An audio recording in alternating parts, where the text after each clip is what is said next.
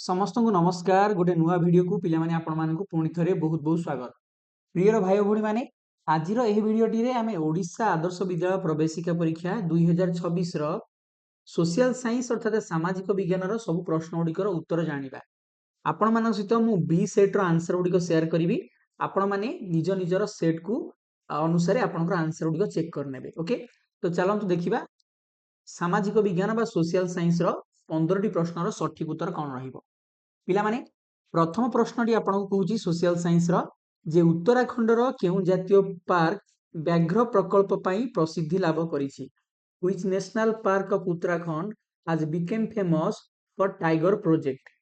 Option देखंतु रहिछि Jim Corbett, Similipal, Sundarban ना बांदीपुर। सठिक उत्तर पिला माने हिजो आपनकर जिम कॉर्बेट। परवर्ती प्रश्न को आसंतु आजाद हिंद फौज सेना बाहिनी किए गठन करथिले। हु फॉर्म्ड आजाद हिंद फौज। सठिक उत्तर पिला माने हिजो आपनकर सुभाष चंद्र बोस। परवर्ती प्रश्न भारतर पूर्व उपकूलस्थ समतल अंचल रे केउ नदीर त्रिकोण भूमि देखा जाए नाही।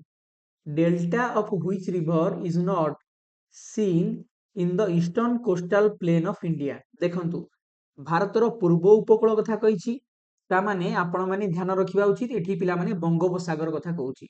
तो बंगोपसागर रे पिला माने जेउ नदी गुड़िक आपणकर पड़िथिबो ताहार त्रिकोण भूमि पूर्व उपकूलस्थ समतल अंचल देखा जिवो। किंतु प्रश्न रे पचारछि कोटा देखा जाए नाही।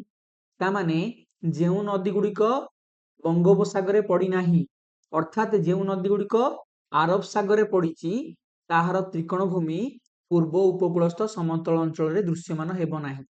ऑप्शन गुड़िक मध्यरु सठिक उत्तर हबो लास्ट ऑप्शन नर्मदा। कारण नर्मदा और ताप्ती एई दुईटी नदी भारतर पश्चिम भाग रे थिबा आपणकर आरब सागर रे पड़िछंती। परवर्ती प्रश्न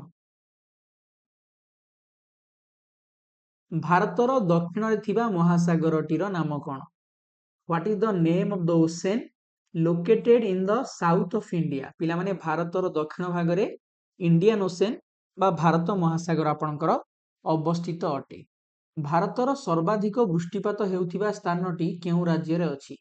the place that experience the highest rainfall in India is in which state. पिला माने आपण जानिछंती मेघालय रो माइसिनराम रे भारतर सर्वाधिक आपणकर वृष्टिपात होइथाय। राजस्थान केउ स्थान रे तंबा खणी पिला माने रहिछि। In which place of Rajasthan the copper mines are located. पिला माने क्षेत्री आपणक बही रे आपण माने चेक करि परिबे। सठिक उत्तर हबो क्षेत्री। राजस्थान क्षेत्री रे पिला माने तंबा खणी आपणकर रहिछि। राज्य ओ लौह इस्पात कारखाना दृष्टिरु केउ जोड़ीटी भिन्न अटे। तो एठारे पिला माने विभिन्न राज्य तथा सेही राज्य रे अवस्थित लौह इस्पात कारखाना रो नाम दिया हैछि। तो केउटी अलगा अटे एगुड़िक मध्यरु पिला माने जदि आमे खोजिबा अलगाटी ताहले हबो आपणकर option number C Jharkhand Bhilai. कोन भाई भिलाई पिला माने स्थानटी झारखंड रे नुह एटा छत्तीसगढ़ रे। तो सेति पई एही जोड़ीटी पिला माने सठिक नुह एटा भिन्न अटे। बाकी जो तीनटा ऑप्शन अछि पश्चिम बंग दुर्गापुर तमिलनाडु सालेम कर्नाटक भद्रावती एगुड़िक ठीक अटे। किंतु झारखंड भिलाई एही पिला माने जोड़ीटी भूल अटे कारण भिलाई नामक पिला माने स्थानटी झारखंड रे नुह बरं छत्तीसगढ़ रे अवस्थित। साधारण निर्वाचन रे ओडिसा रु केते जन सभ्य लोकसभा को निर्वाचित होइथांती।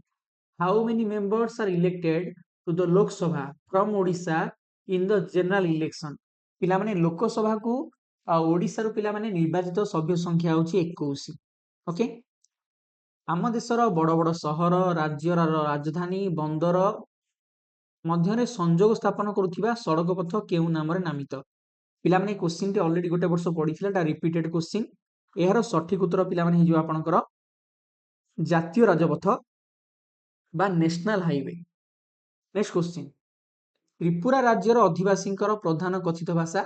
एहा मध्य पिला माने गोटे repeated questions. What is the major spoken language of the inhabitants of Tripura. सठिक उत्तर पिला माने बंगला बा बेंगली। परवर्ती प्रश्न पंजाब रो जालियानवाला बाग हत्याकांड केउ मसिया रे संघटित होइतिला। Which year did the Jallianwala Bagh massacre in Punjab take place. सठिक उत्तर पिला माने हबो आपनकर 1919 मसिया। ମାନଚିତ୍ରରେ ଭୂମିରୂପ ଏବଂ ଏହାର ରଙ୍ଗ ଦୃଷ୍ଟିରୁ କେଉଁ ଯୋଡ଼ିଟି ଭିନ୍ନ ଅଟେ?